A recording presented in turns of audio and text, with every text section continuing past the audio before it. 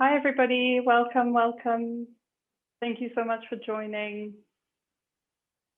Hi. We are just going to give it a couple of minutes, not too long, just to let people get their internet connections going and let them in. Thank you so much for joining this evening. So nice to see all your faces. So I think we can slowly start to get going. I'll just do a short introduction. For those of you who don't know, my name is Gina Figuera, and I'm one half of Start Art Gallery. Our lovely Helen Harris is the other half. She'll introduce herself very shortly. I'll hand over to her. But just a little bit of housekeeping going forward. First of all, welcome again. It's been a wonderful time leading up to this exhibition. It's our first exhibition of 2021. It is online, but that was, I think, kind of granted going forward based on all of the chaos of last year. We had a really interesting year last year, a lot like any kind of galleries around the world where we had to change things last minute. We had to really innovate for how to keep showing work despite the circumstances. So we're really pleased that this model is something that everybody's been supportive of and we can still show work. So thank you so much for being here with us this evening.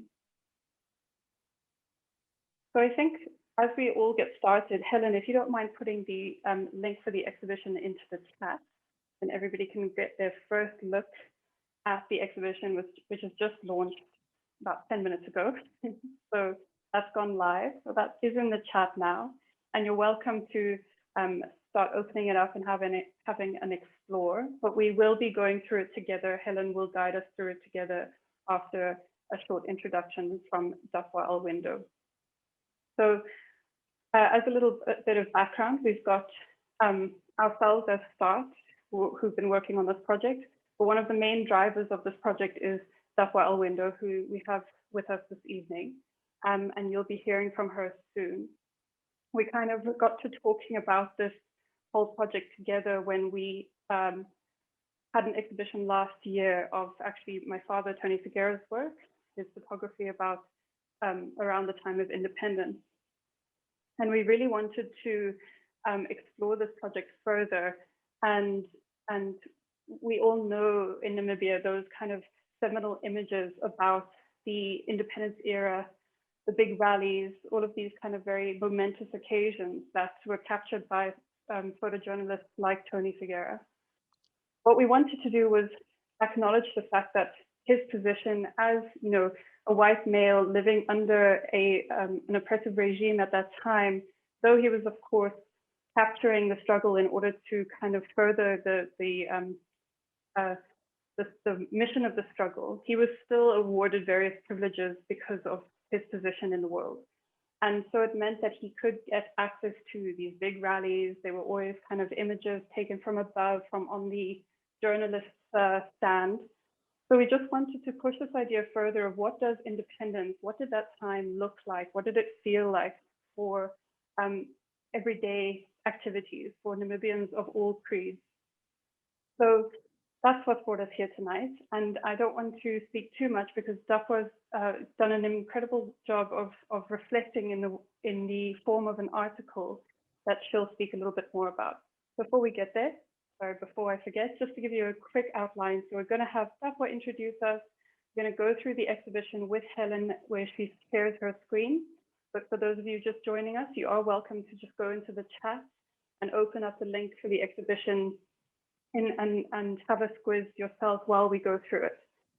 After that, we will have a Q&A session from our artists. So we have six wonderful artists that we've worked with for this exhibition. So I want to give them a quick shout out. We will be hearing from them more later. We've got Petrus Amuthenu, Shomwatala Shivute, Tuli Mekondjo, Isabel Katjavivi, Kandjengo, and Ndinomholo Ndilula. So a big thanks to these 6 artists who've really taken us on board with this concept and really pushed it even further. And lastly, but not least, a massive thanks to the National Arts Council of Namibia, who've made this entire exhibition possible. They launched a COVID-19 relief fund last year that made a lot of things possible for a lot of arts organizations and individual artists that were just really struggling with the onset of COVID. So big thanks to everybody at the National Arts Council for that initiative. So without further ado, I'll hand straight over to Dapwa, and if you can take us through your work. Thank you, Gina. Welcome, everyone. Thank you so much for joining us. Like Gina said, we're really grateful. This is, I think, a very personal project for all of us involved. And so I won't speak too directly to the article that I've written. It is on the website, so you can go through it. But I just wanted to maybe talk a little bit about the thinking behind this project. I'm very passionate about mental health and talking about mental health publicly in this country. And I think one of the big things in Namibia is that we almost have like a problem with remembering our history in all of its ugliness and mundaneness and sometimes beauty. And so I've been thinking a lot about the way that, sorry, I'm just distracted by my reflection on my glasses.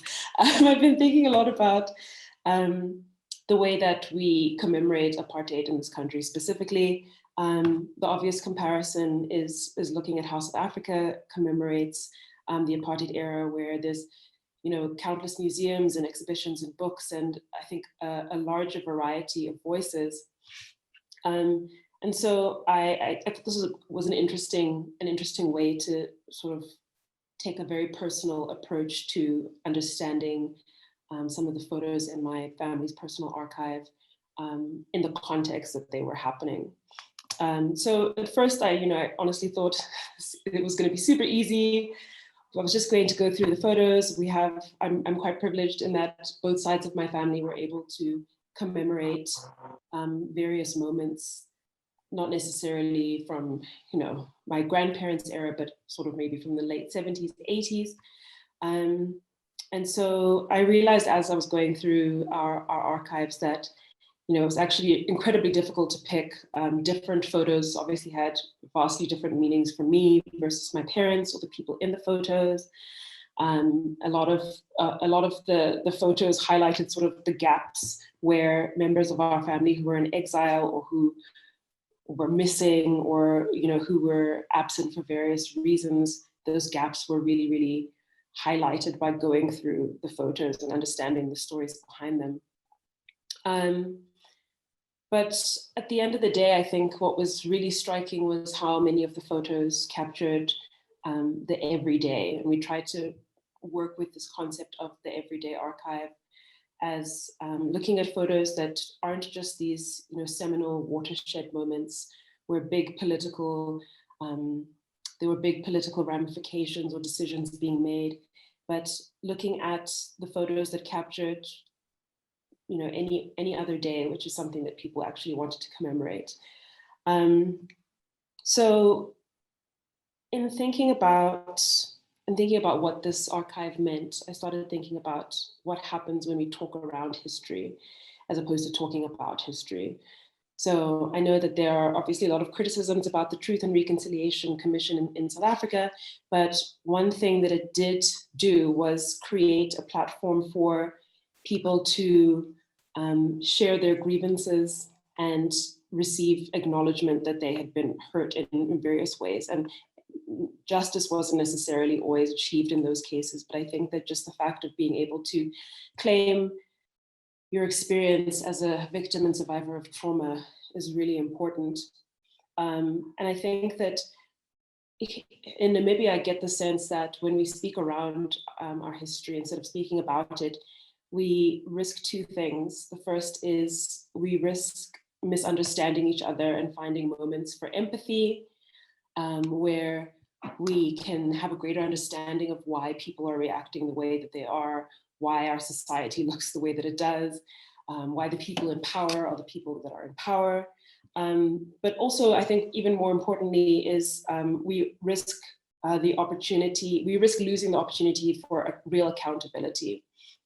So if we think about a lot of those watershed photos that really captured moments of extreme violence and captured moments of, you know, overt racism, for example, you know, those are people that have their own personal archives. And I think about what those people's everyday must have looked like. And I think about what it could mean if those people would share their everyday photos and build up the context that we know sort of filled out the space beyond that little snapshot. Yeah, as the first sort of contributor to the archive, it was a little bit daunting to try and decide what would be important and what, you know, might inform other people's decision to add and to be part of this community that we're trying to build. But at the end of the day, I think what's really most important is putting together as many viewpoints as possible and identifying the links between then and now. And I speak a little bit more about it in the article, but if we look at the way that protest, or some protest, has been happening in Namibia, specifically looking at the Shut It All Down movement and the way that the people protesting in those movements are archiving what happens in the moment, I think it's a really interesting parallel to draw when we think about the way we'll remember Shut It All Down versus the way we remember the apartheid movement, because it's a much more fleshed out history. There's so many different viewpoints, so many different contradictions that just allow us to have a better understanding of what was going on.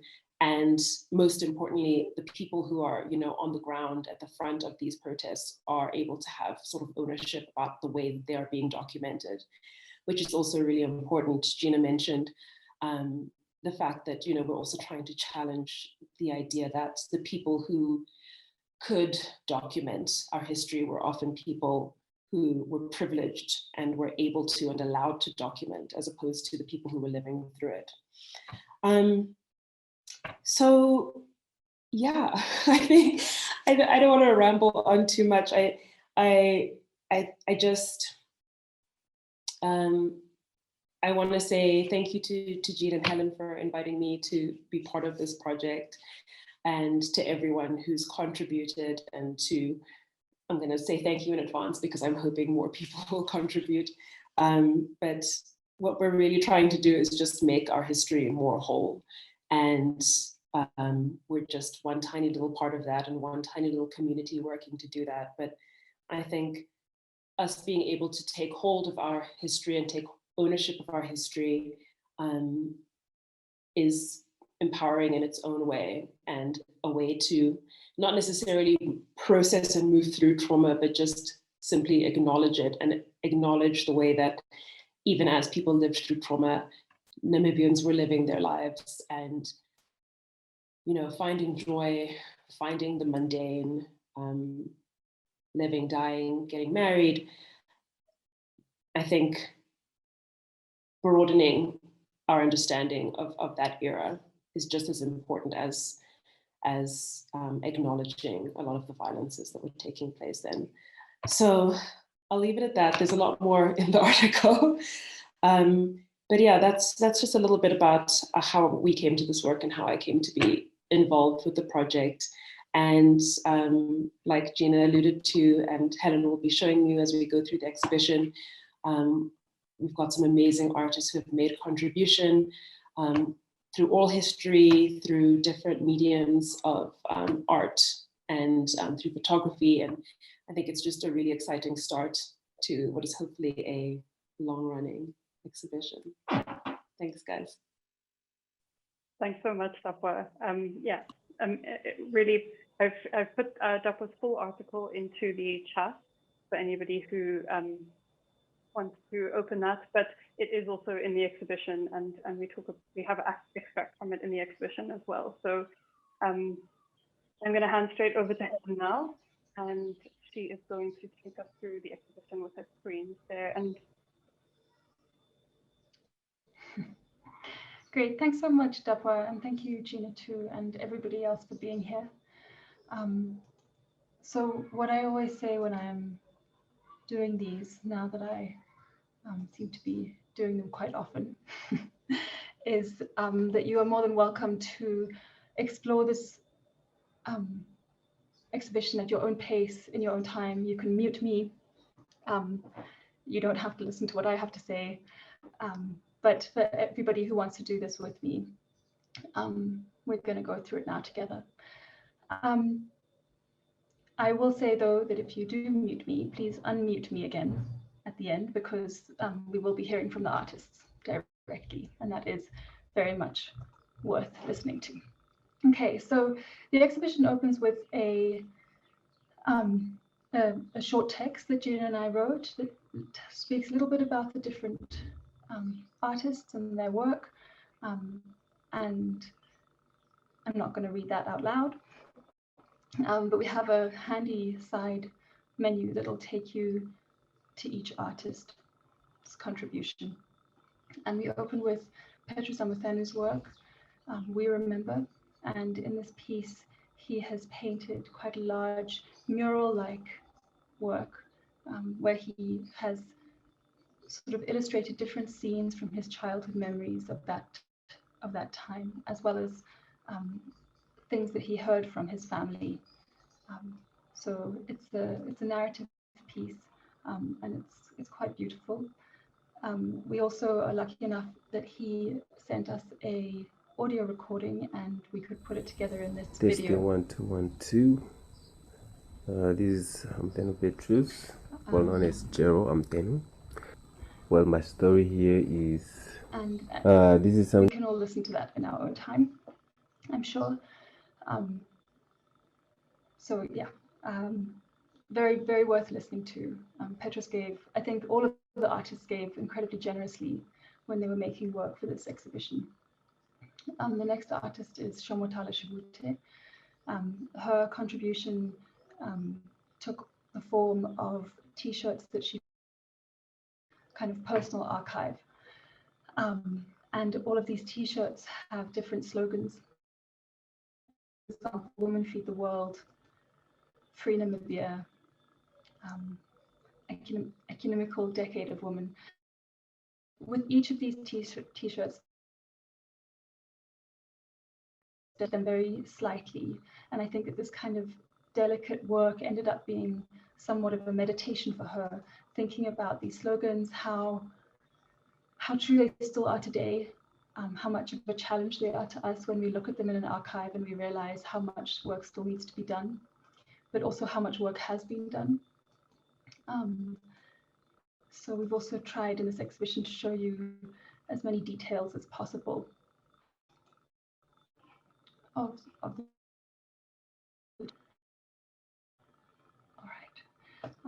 The next artist is Kandjengo. Locke is a master printmaker.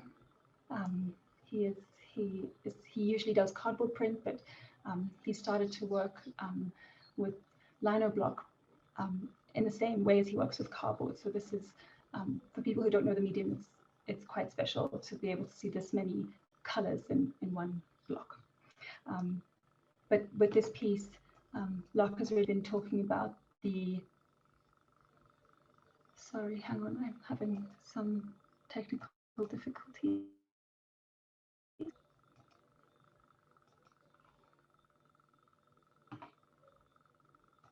Okay. Okay, with this piece, Locke is looking at icons and symbols and if you know Windhoek, he's kind of meshed time and space a little bit. So on one side of the image, we see the Coat van Francois statue from the German colonial era.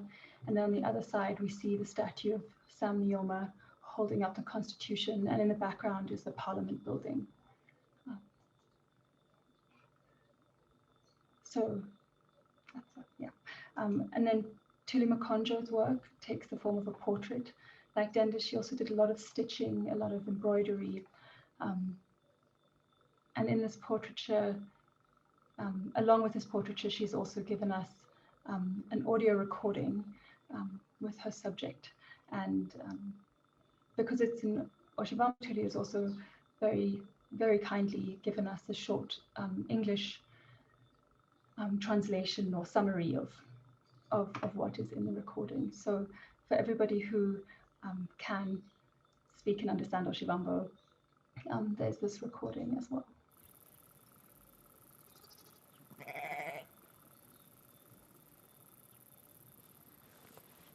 Mejor vianda direct. Ya moshe ya ufiku. Ya nalo ufiku wa chilongo cha matila. Yeah. But I'll let you all listen to it in your own time. Then the work by Isabel Katjavivi. These works are quite beautiful. Isabel went into her family archive and explored and found images, and all of them are linked together by an artwork that was gifted to her family. I'll let you read more about it, and perhaps Isabel will speak more about it too. But while she was working with these images, she kind of intervened in them in different ways. So there are sort of a series of 3 in each work, and she's called them redacted outlines of memory and missing narratives. So I'm really looking forward to hearing what Isabel says. Here's some details of the work as well. In previous works, Isabel often uses sand and the soil to think about how land holds memory. And then we come to the contribution from Ndinomholo, which I'm really excited to be able to invite you all to a live collaborative reading that we'll be doing together with him next week. You can RSVP for that as well. Dino has, so his contribution takes the form of this sort of preview to what that conversation will be. We will be reading the African Union Convention on Cybersecurity and Personal Data Protection. So I think, like Dafwa described, going through her own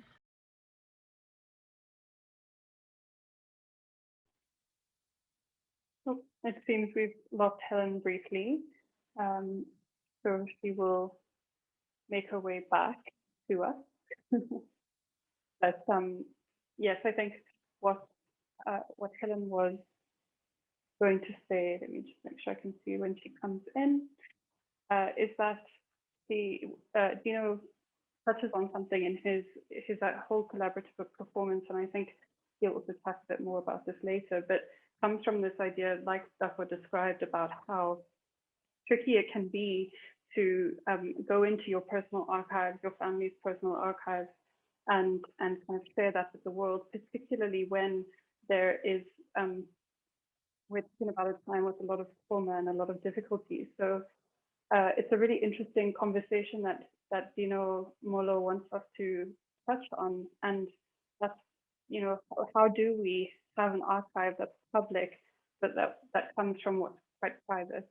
And so the reading of the Cybersecurity Act is also a way he talks a lot about digital autonomy and wanting to make sure that we know how we are sharing images, and we know how we can feel protected, and all that kind of thing. So I think Dina will be a lot better at explaining than I.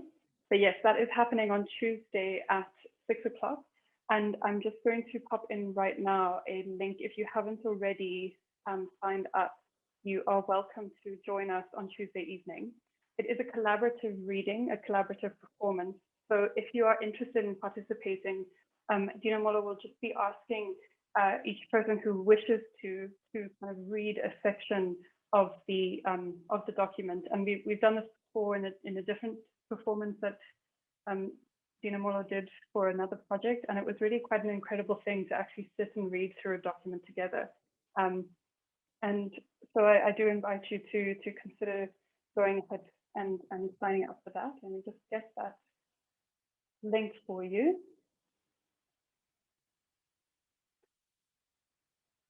And then perhaps I will share my screen and just finish up Helen's presentation. There we go. There's the link for the sign up in there. She says she's just about to join in. We'll give her a second. Perhaps in the meantime, feel free to please just keep scrolling through that website, exploring it, and bear with us.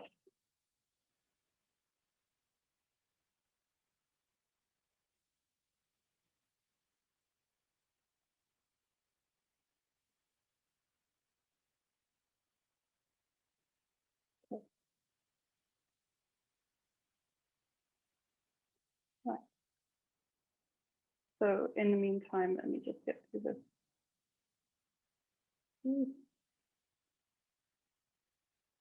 Now I'm having technical difficulties. Gremlins at work.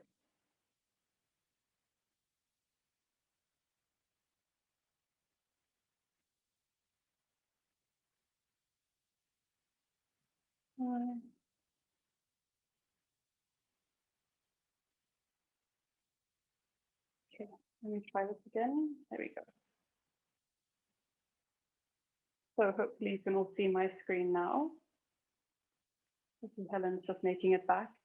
So yes, so this is where Helen left off with Ndinomholo. Like she said, what's on the website at the moment is just a preview for the a little kind of sneak preview about the performance that will be happening on Tuesday.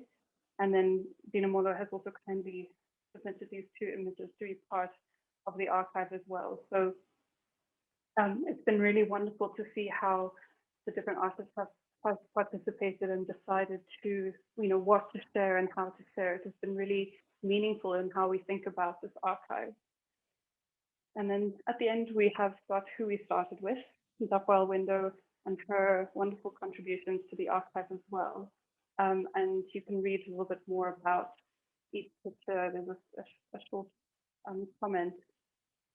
And again, just thank you for your generosity, Dapwa, and everybody, all the artists, for sharing these kind of quite vulnerable parts of ourselves, and the strength that comes from doing that, I think, is really quite powerful. So this opens up the floor to anybody who is interested in contributing to the archive. I think is Helen back in the house? But I'll keep going on. The archive is, with the reason that we've actually decided to make this into an archive and not just an exhibition, is because of the longevity that an archive can offer, and the flexibility. So the exhibition is a kind of portal into the archive. It's been an exploration of the archive, but the archive is something that we really want to make sure carries on and evolves and grows with the more contributions to it. So we are inviting anybody who is interested in contributing, be it through, voice notes, oral histories, pictures, drawings, anything that you feel is relevant to this idea of an everyday archive of independence.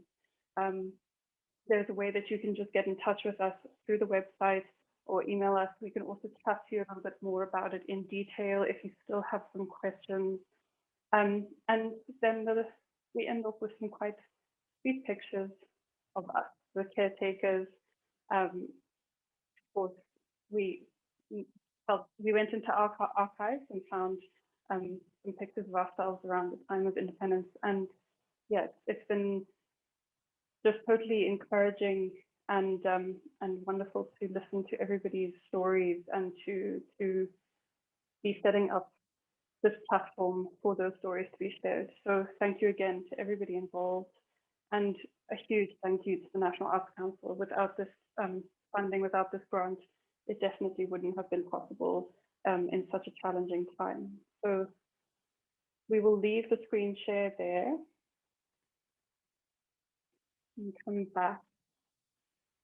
And I'm just going to hand straight over to Dapwa to moderate our questions. Again, if you do have any questions, you're welcome to pop them into the chat if you prefer to, or just maybe pop your hand up and we'll try and unmute you or unmute yourself and ask your question. But I think it might be a little bit more kind of strategic to pop the question in the chat. So please do, and thank you everybody. Dapwa, handing it to you. Thank you, Gina. Yeah, so while I wait for some questions to come into the chat, Maybe I can ask Shomwatala first. Sorry to make you first. But if you could unmute yourself for this. But I was really, I loved the fact that you were able to bring clothing and items of clothing in as,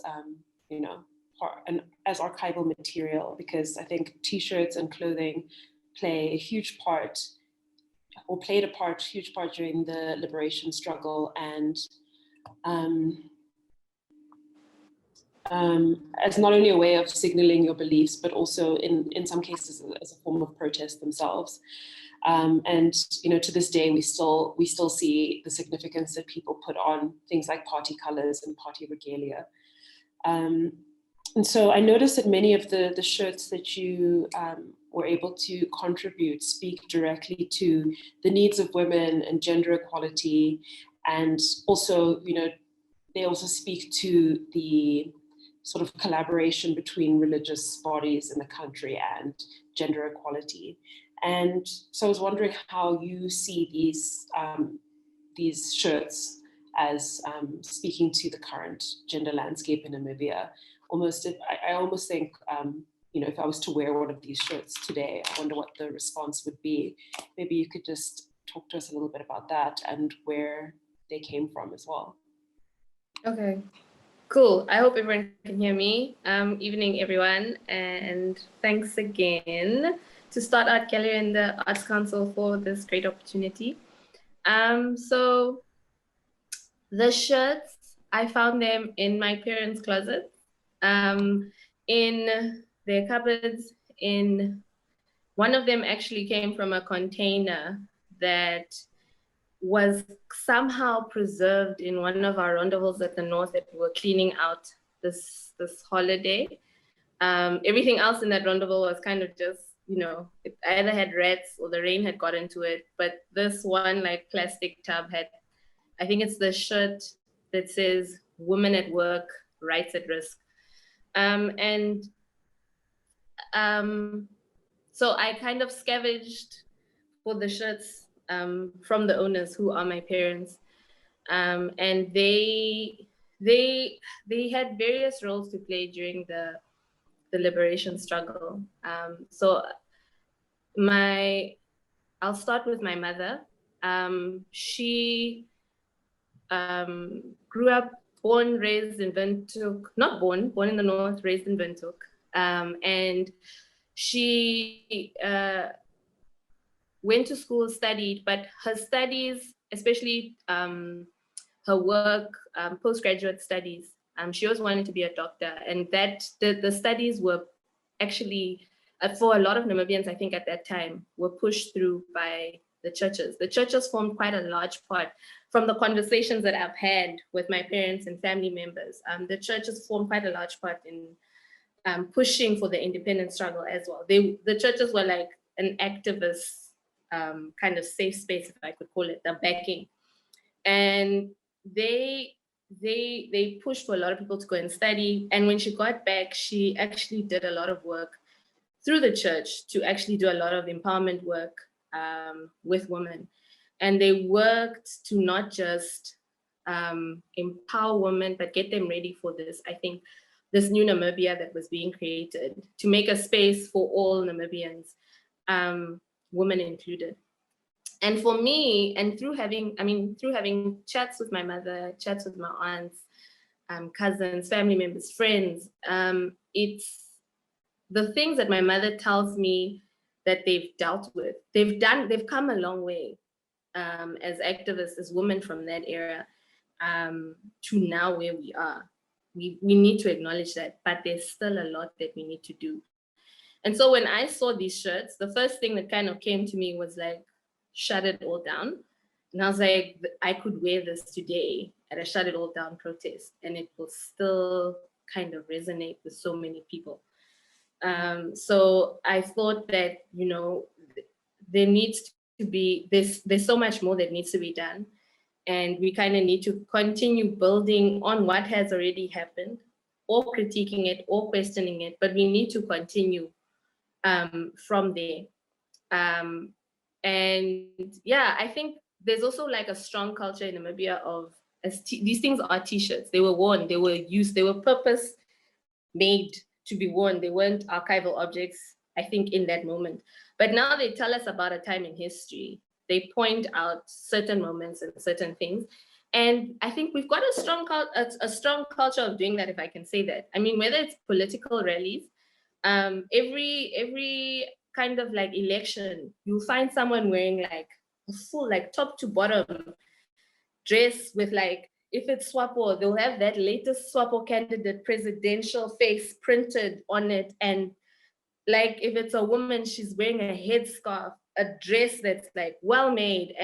But that dress, to someone who sees it 30 years from now, will be like, wow. But in that moment, it's kind of made as a celebratory or an awareness bringing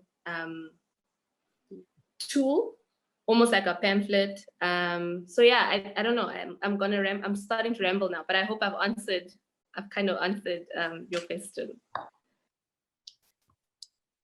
Yeah, thank you. I mean, it really made me think about the rallies that we've seen, and especially since we had recently had our regional election, and then slightly earlier our national election, and seeing all of the merchandise and memorabilia that suddenly starts sprouting up everywhere, and everyone's car is decorated and there's flags. And yeah, so I think it does really speak to the way that our clothing continues to be an important part of struggle and of protest and of activism.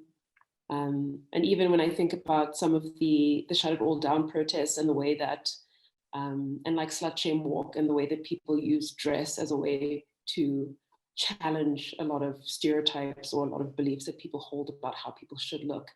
I think a lot of interesting stuff there. Thank you.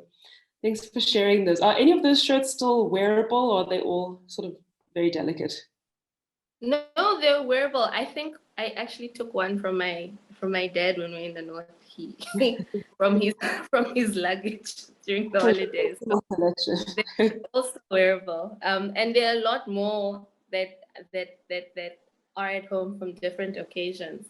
But these were the ones that I think I decided to work on and kind of picked out, given the time that we, Thank you so much.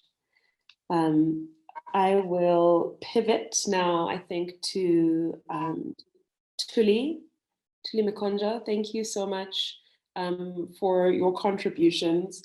Another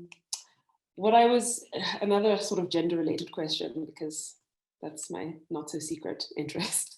But, I think firsthand accounts from women who were working within the migrant labor system, or who, were more mobile around the country during the apartheid era, seem to be quite rare, even though we know that obviously there were women who were working in various spaces.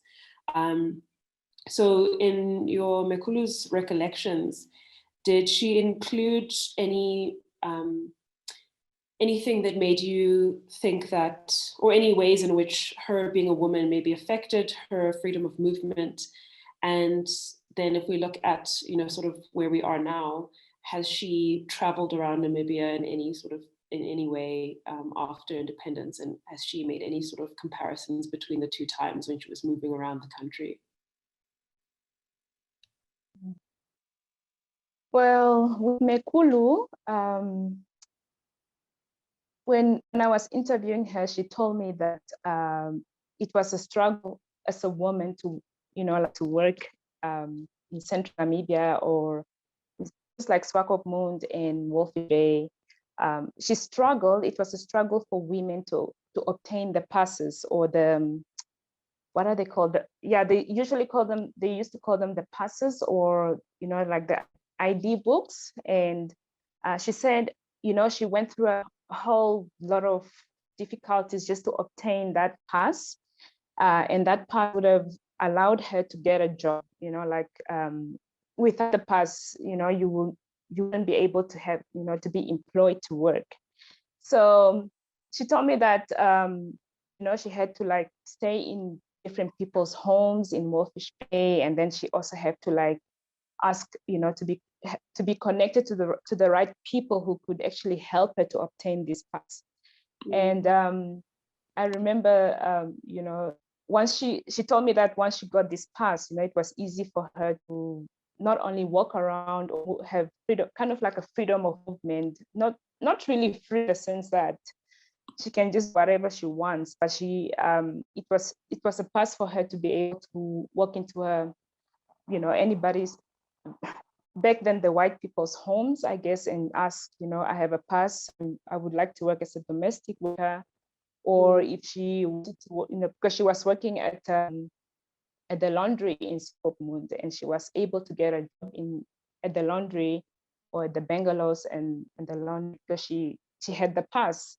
And then she was telling us, you know, telling me the story of how she was recruited with some men, like a whole group of men, and they were all sent to different parts of Namibia, like in the south, and she ended up in Ice. No, not in Ice, but Ice. She ended up in Ice, and she, you know, she still recalls how she sat on this train to Ice, and then she was actually shocked to see that there was like a holding cell, like inside this train there was a holding cell, and this cell was there for, you know, to arrest anybody that was traveling on this train without a pass, this ID booklet or whatever, like this thing. So, and she said that, you know, it was not easy working in Ice, but she, you know, she had to work, she had to go there and work because she had to support her relatives in the north, of course, and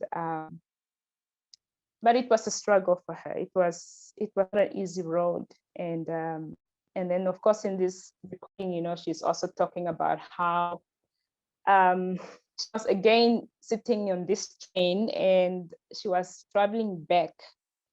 She was traveling back to Windhoek on this train, and while they were on the train, you know, it was kind of like just like overnighting. You know, they would sleep on the train, and then the next day they would hear about independence of Namibia, that, you know, the country has gained independence. And it's just interesting to me that, you know, she was again sitting on this train with a cell in it, you know, and how the South African soldiers or the police, I guess, during apartheid, you know, would like patrol these trains, and if you are like not welcome to be on that train, if you don't have the right documentation, obviously you will be arrested. And it's like it's obviously a way to control the movement of people, like from one point to the other, and the passes obviously were also used to that's basically also the reason why they had the passes, is to control where everybody's working, where are they traveling to, how many people are they traveling with children, is everybody paying to be on these trains. And so for her, you know, I don't know if she ever went back to the South after independence. I think she just settled in Swakopmund, and she has been working ever since after independence. And the only time she would travel is to go to the north to visit her relatives. But she is permanently based in Swakopmund. She got her house there, and she is she loves being in Swakopmund very much. And it's only sometimes when she feels like going to the north that she will go. It's really I think a conversation that somehow is often missing when we talk about migrant labor in Namibia. We often talk about the men and working in the mines and things like that, but obviously we know that, you know, for most Black women in Namibia during that time, the most accessible kind of work was domestic work. And so traveling to, or, you know, struggling just to obtain the pass so that you could then travel. And then even thinking about the sort of difficulties traveling as a woman, regardless of, you know, which political era we're living through. I think it really put a spotlight on some experiences that we just don't recall enough. So I think we have a couple of thank you so much, Tuli Mekondjo. We have a couple of questions and notes in the chat. Helen has just mentioned there's a link she's posted that we do have a catalog for this exhibition that you're welcome to download and look at offline, and she's posted a link there. And then Michaela has said or asked, have you considered using some newspaper archives as part of the archive? Which maybe I can direct to either Gina or Helen or myself. And then a comment from Michelle, protest is fashion, fashion is protest. Thanks, Ndenda. And from Akutu Kant, well done, Ndenda. We look at these attires and don't make anything of them, but little do we know they could mean something 10 years from now. Yeah, 100%. I think that's part of what's so important about the archive and about documenting things as they go. Before I ask a couple more questions, Gina or Helen, I don't know if you want to take the one about whether we've considered looking at newspaper archives. Yeah, so I'm happy to take it. I think what's been wonderful about this process is discovering how many co-collaborators we can have. And I think that, you know, we are talking about ourselves as caretakers of the archive and not even necessarily as curators, because what's happening is with every person who's bringing content to this archive, we realize that so much of it is not about making a selection or choosing what goes in or out. It's about what really resonates with people and what they feel is important to put in this space. So Michaela, if you have some articles in mind and you would like those to be your contribution to the archive, I think that we would all really welcome them. And I think that there really aren't very many restrictions on medium. You know, we were lucky enough to get this funding.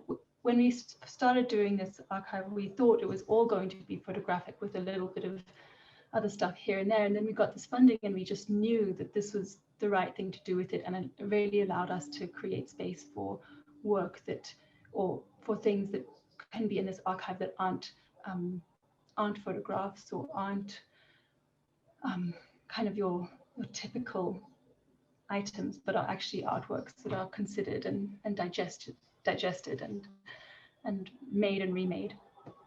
Yeah, I hope that's enough of an answer. Yeah. So if anyone has anything that they think would be a useful contribution, I mean, everything is a useful contribution to the archive. So I should start by saying that if anyone, you know, even knows co-contributors or collaborators like Helen is saying, and would like to pass this on to them, I think that would be really amazing. Because I think, like you're saying, we're just caretaking and just sort of trying to create a space where we can collect memory and history and sort of see what happens when we do that.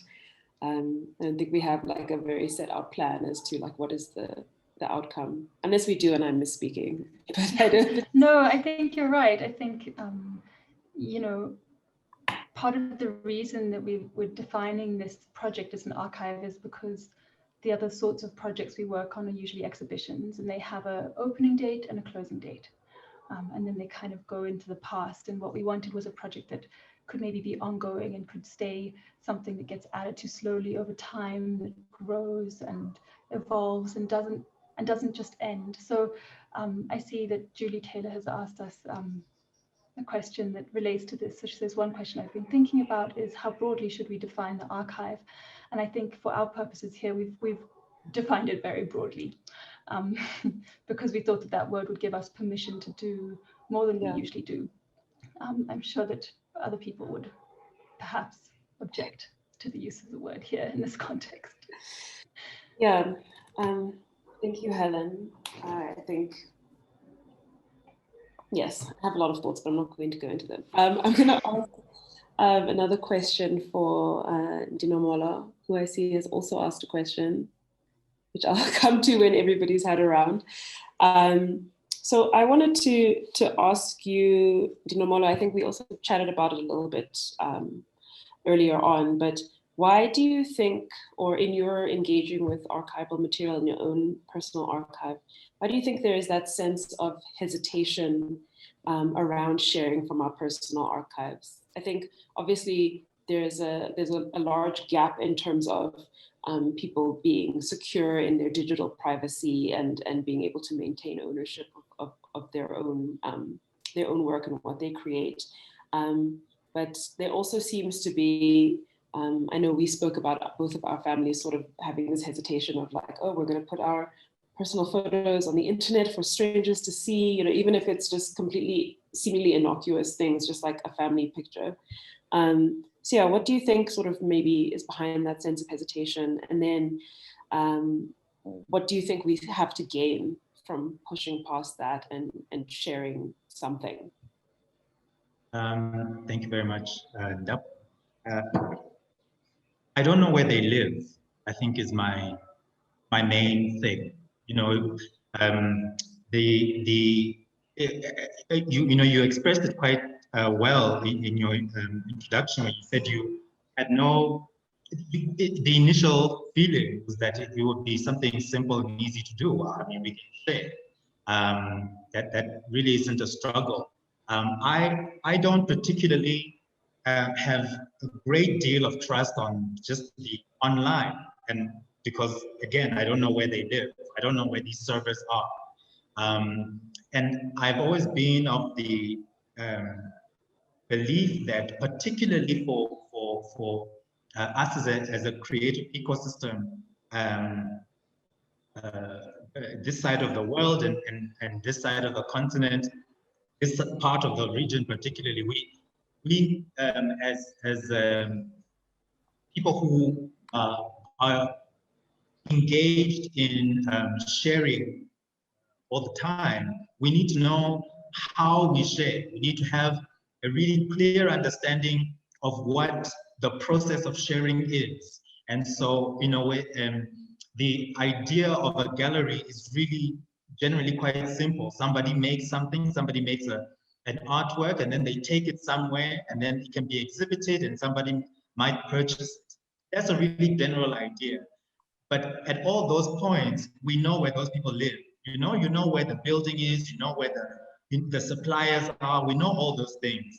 This idea of technology is, for me, quite, it builds for me a sense of anxiety simply because it is taken as an afterthought of where your things are. And so when it's a small, when it's a tweet or whatever, it for many people it doesn't really feel very important. And so when it came to sharing these two images, I realized that for me it was much more than just sharing the. I was aware that I was sharing.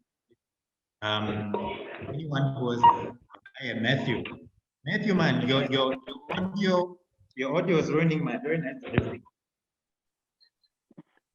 Thank you very much, Matthew. No, so it was just it's that's the main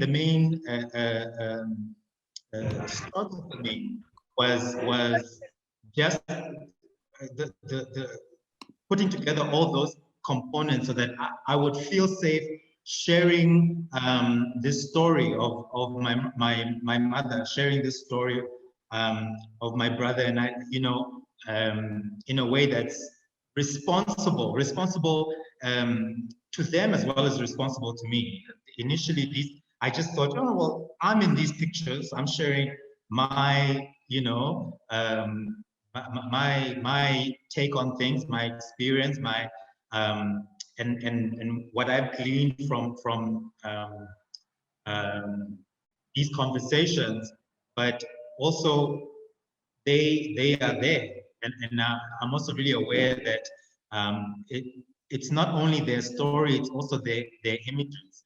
And for a long time we do. I mean, it's not even a long time. This thing that we are speaking over now You know, I beg to ask, does anybody know where this is being streamed through? You know, where is this going through?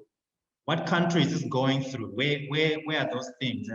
And I have no issue sounding like a paranoid person when I say that. But then there's also, I think, that especially to our conversation, the so personal, the items of a personal archive, and it's a smidgen of the story, you know. So this incredible person here, Dr. Shakatange, you know, that whole story, the whole story from how she got to be sitting in this room, to the story of you know, to where she is now. That's so much more. There's so much more than can be described in this photograph, and I don't even really describe the photograph. I took from what she said, and then, you know, also this idea of how else can I add to this as time goes on? How can I go and find the secondary story to this photograph? How can I find the third? How can I, you know? I was trying to ask who took the picture. Who took the picture? You know, and because you know, I like the history. You know, what was the address? And you know, can we get? I like the question on newspaper. Question on newspaper, adding newspaper items. At one point, we found a poster, a finished, I believe it was a finished poster with Dr. Shakitangi's face on it, because at some point she had been a model, you know, and she just, and you know, just like there's a well of history that is never ending, obviously, but that I'm also hesitant to put up, because it's not mine, and it's and you know, who am I sharing with? Who am I sharing with? And what am I sharing? So it makes so the question I had actually asked was to Tuli Mekondjo. I had asked what her grandmother may have said about the Tuli Mekondjo. I wanted to ask, you know, what did your grandmother say about being part of the archive? If you don't mind, I hope you don't mind me asking. Yeah, Tuli Mekondjo, if you want to just jump in and let us know. Very charismatic. She talks. She loves to tell stories. And when I explained to her that, you know, I'm doing this project and I will be part of this project, I want to interview you. I'm going to photograph you, and I'm going to ask you all these questions about, you know, how was you in Namibia, working at II's. You know, she immediately, like, she lights up, and then we sit there for hours. And obviously it always starts when she was a little girl. Then she will throw in a little bit of my stories, and then of course I'll go in with the Oyolo, and then she will tell me stories, how she was a little girl. She one day saw these girls covered in ash, and you know, she just loves stories. And obviously she didn't hesitate. I told her that I want to interview her, and I want to ask these questions about her life, working at II's, living in Wolfish Bay and Hope Moon. So I haven't shown her the final artwork. She doesn't know. She got no idea of what happened to her picture yet.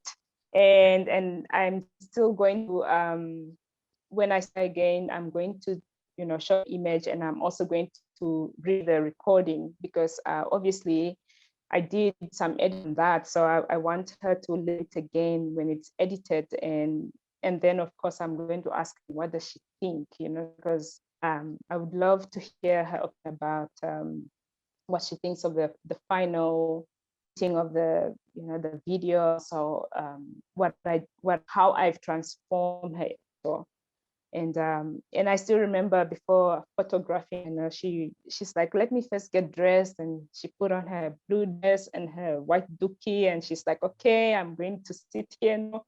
You photograph me, and those are like really, to me, like priceless moments, because she's like one of the old cuckoo in the family, and for me it's very important that I do this interview with her, and I prefer to actually record her voice. And I think this is actually the second thing that I did, because I did record for so I'm just scared, one day she's gonna pass on and history will be gone, so for me it's I'm trying to, just interview any old person, that's willing to be viewed and they would like to share their story. Because I think, get that, the old, they hold all these, actually, the old people are the best archives when you really think about it, because they can tell you a lot, that time, that when they were just little girls or boys, how they have a very interesting perspective of struggle also, and you listen to what they're saying, and you just sometimes you just shake your head, like I mean, Naomi was obviously like there's a lot of trauma going on, yes, because in this recording, she told me how the state was like bombed and everything was destroyed and they had to move to another village. I always recall how they talk about it. They would just say, oh yeah, do we still remember when the homestead was bombed?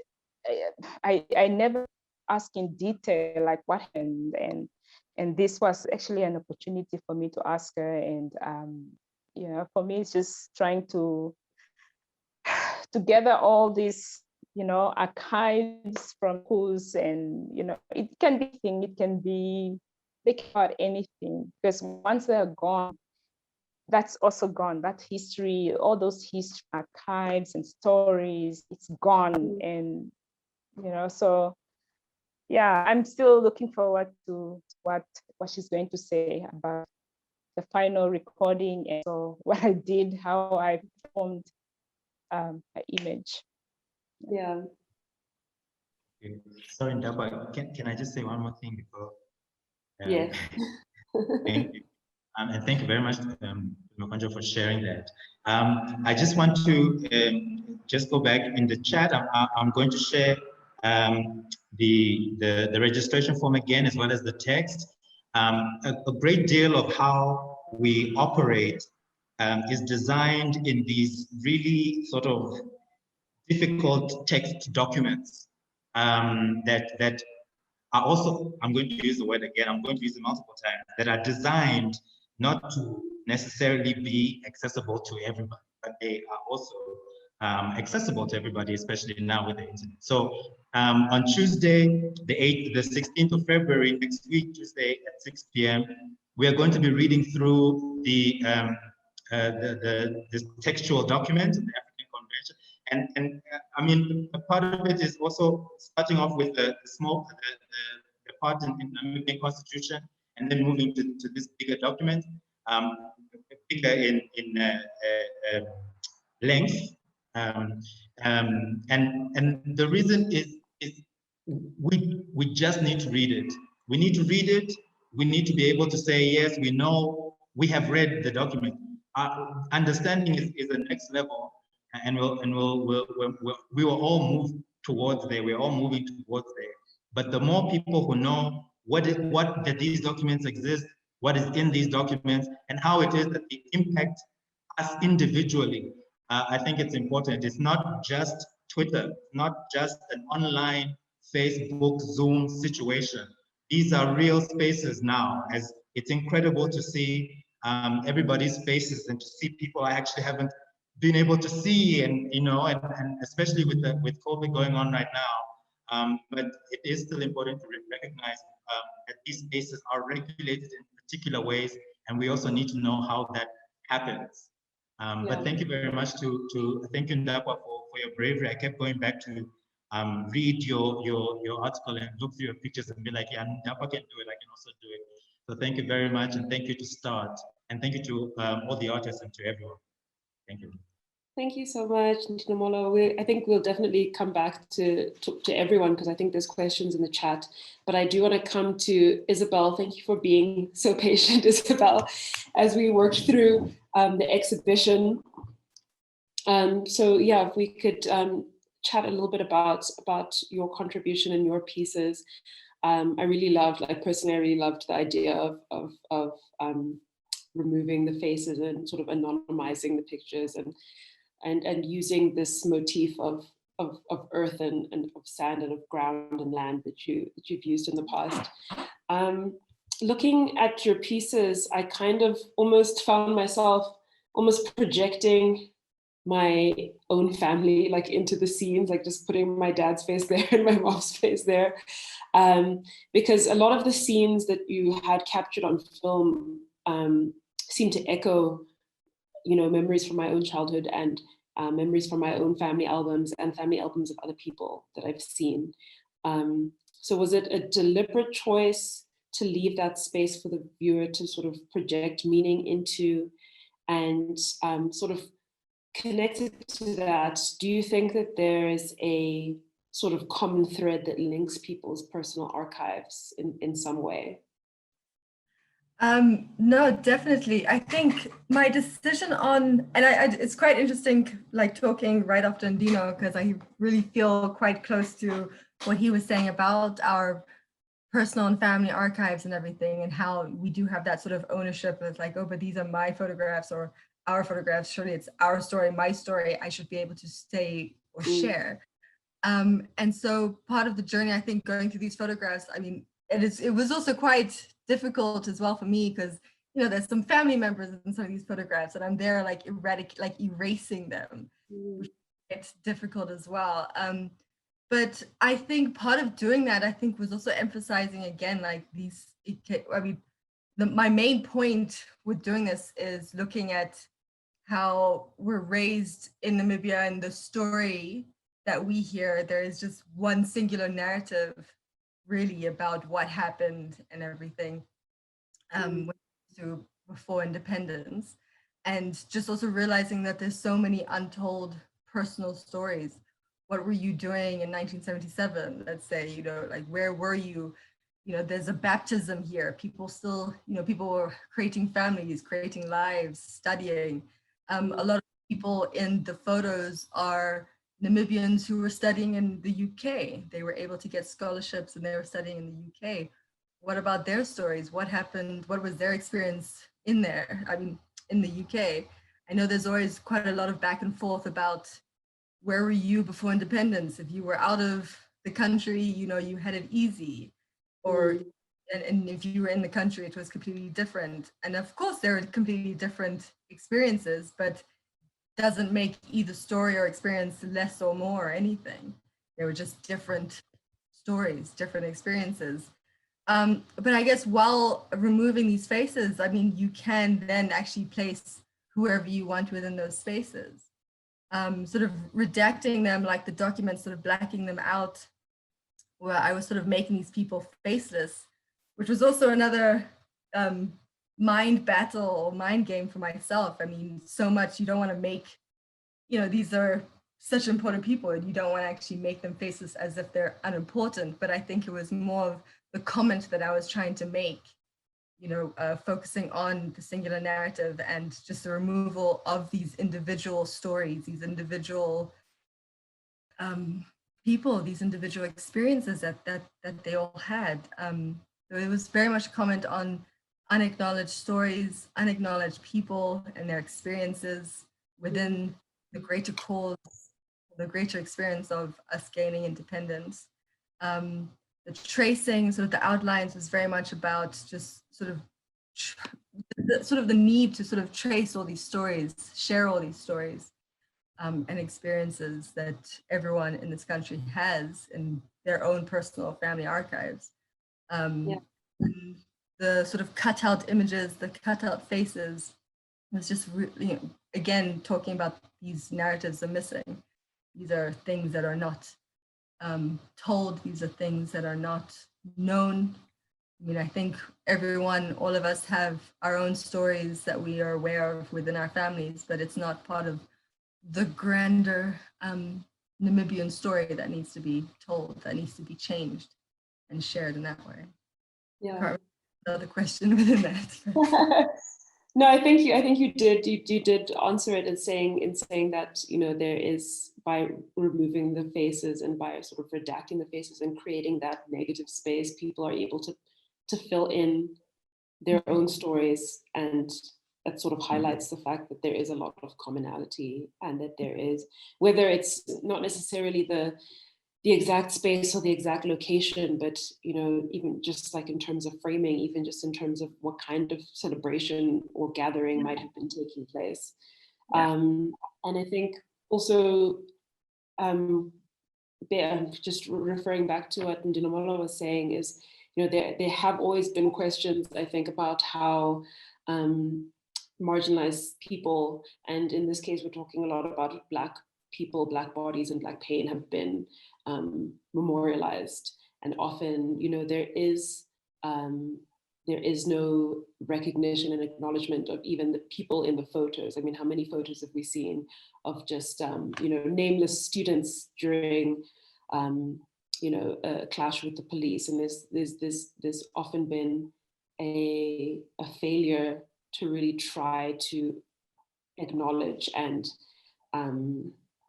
recognize the individual people in those photos, and not just see them as one sort of monolith of Black people experiencing something.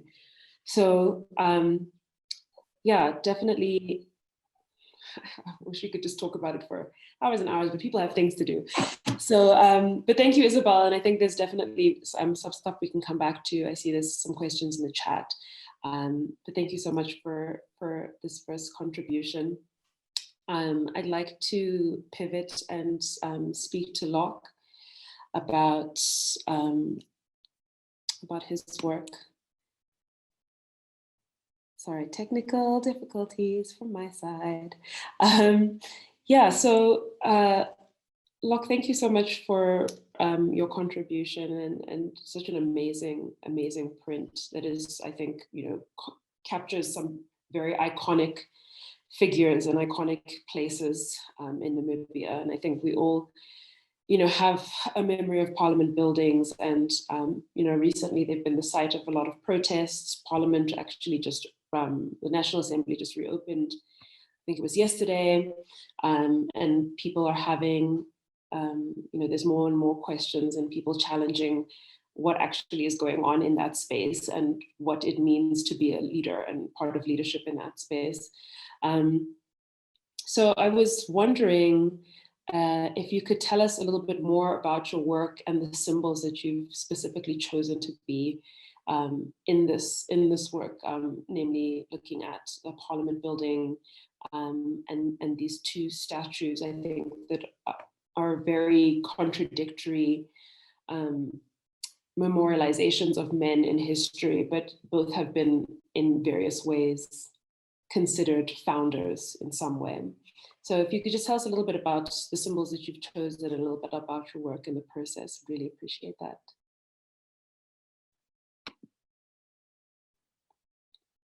I don't know if we can hear Locke or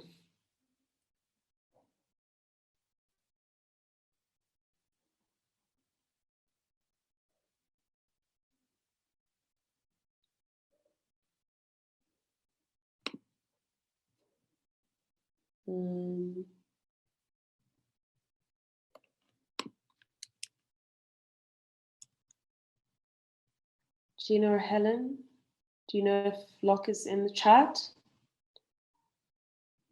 Okay, I think we might have some technical difficulties, so we might have to wrap up and maybe try and get some insights from Locke and from Petrus, who haven't been able to make it, I think.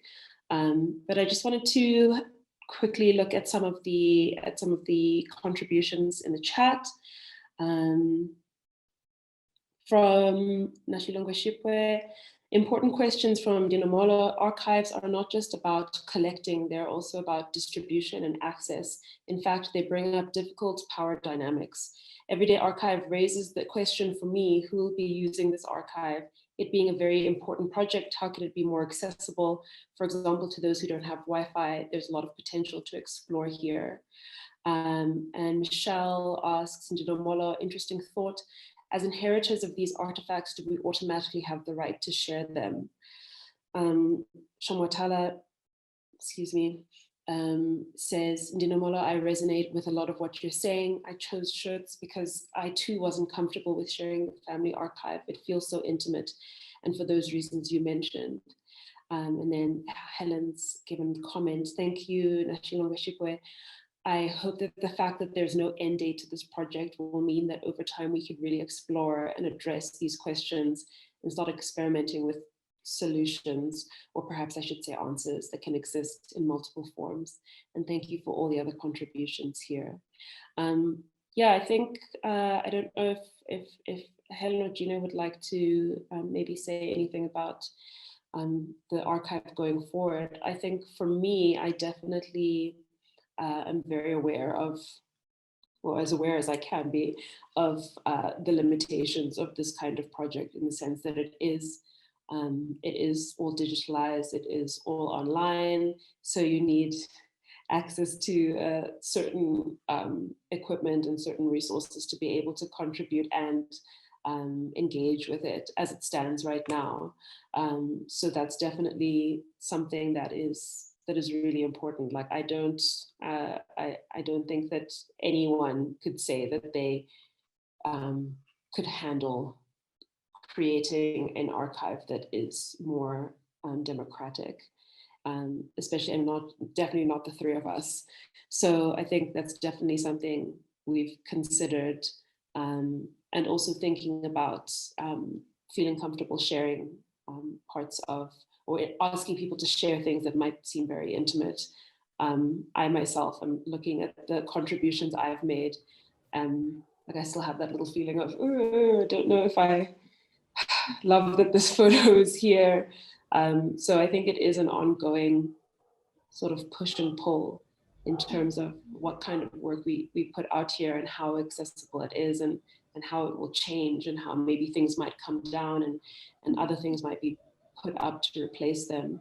But yeah, Helen or Gina, if you want to step in. Yeah.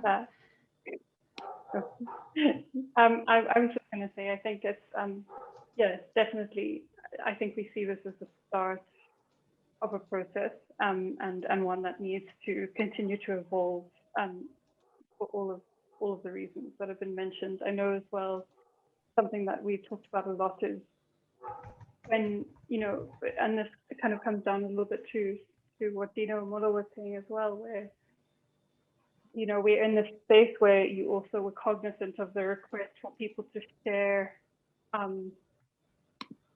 their personal information to try and take up space, but often, you know, what's the point in taking up space if it's not space that you're comfortable taking up, you know, and then is it really taking up space if you're forcing anybody to do that? So it's totally an ongoing negotiation, ongoing evolution, and I think we're just really looking forward to ways to explore, you know, this and move it forward.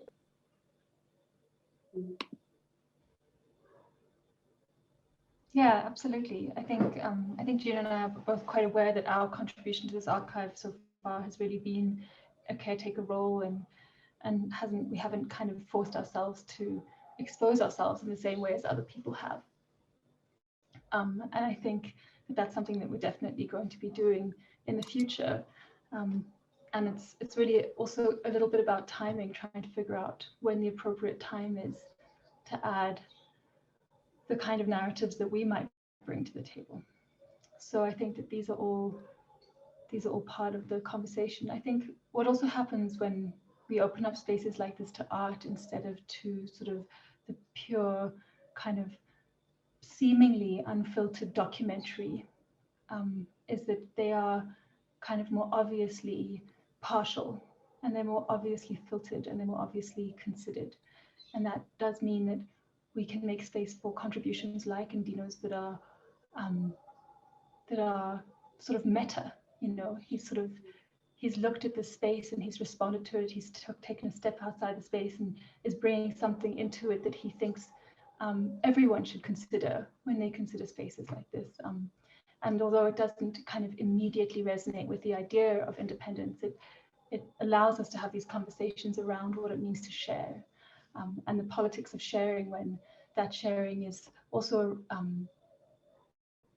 intimately linked to power and the uneven distribution of power over time. So, I mean, it is also a very kind of art thing to do, to be pleased that people aren't talking about the subject, but rather but hopefully those conversations can happen at the, you know, that we can have these kind of conversations at the same time as listening to Petrus Amuthenu's voice note about the experiences that informed the work that he made. Yeah.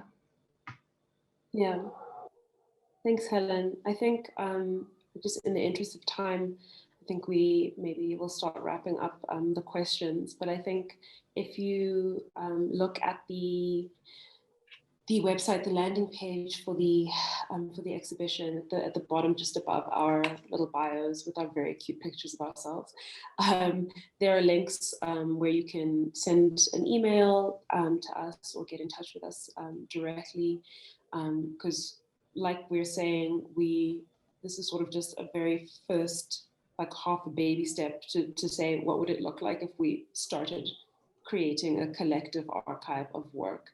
And so input from people in terms of suggested collaborators or different approaches and how to make things more accessible are welcomed and very much needed. And I think we're very much in the position of not wanting to be seen as sort of the drivers or controllers in any way of this archive. Like Helen is saying, we're just trying to see what happens and be aware of the politics of sharing information and of displaying people's histories in this kind of way. So please definitely do keep in touch with us. But I think we'll wrap up our audience engagement. Thank you everyone who shared in the chat and who asked questions and who was just here. I'm not going to close off. I think that's for Gina to do.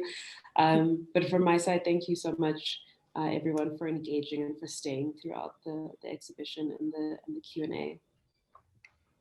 Great. Thank you so much, Dafwa, for your wonderful contributions, your moderation of the Q&As.